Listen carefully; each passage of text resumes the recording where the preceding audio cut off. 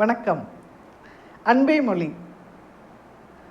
காட்டில் யானைகள் கூட்டமாக செல்லும். அது பார்ப்பதற்கு மிகுந்த அழகாக நேர்த்தியாக இருக்கும். கோடை காலங்களில் உணவு என்பது தரையில் மிக குறைவாகத்தான் இருக்கும். யானைகள் செல்கின்ற வழியெல்லாம் தின்று கொண்டே செல்லக்கூடியவை.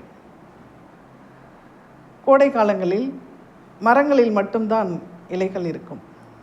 அதனால் யானைகள் செல்கின்ற வழிகளில் இருக்கக்கூடிய மரங்களில் எல்லாம் தும்பிக்கையில் எட்டக்கூடிய அளவில் இருக்கக்கூடிய கிளைகளை முறித்து போட்டுவிட்டு செல்லும்.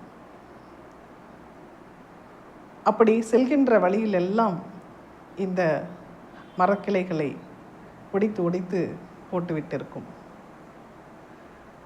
யானைகள் கூட்டமாக செல்கின்ற போது அந்த கூட்டத்தில் இருக்கக்கூடிய மற்ற யானைகளும் சிறிய யானைகளும் அதை உண்டுவிட்டு மெல்ல நகர்ந்து கொண்டே இருக்கும். அது கூட்டமாக நடந்து அந்த அடர்ந்த காட்டில் பெருவழிகளை அமைத்திருக்கும். இன்றைக்கு இருக்கக்கூடிய பெருவழியான சாலைகள் அனைத்தும் பெரும்பாலான சாலைகள் யானைகளின் வழித்தடங்கள் தான். அப்படி யானைகள் பின்னால் வருபவர்க்கு வழிகாட்டியாக அமைகின்றன. ஒரு தலைமையும் அப்படித்தான் இருக்க வேண்டும்.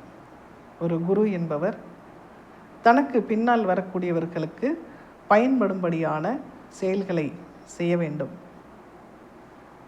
அதே போன்று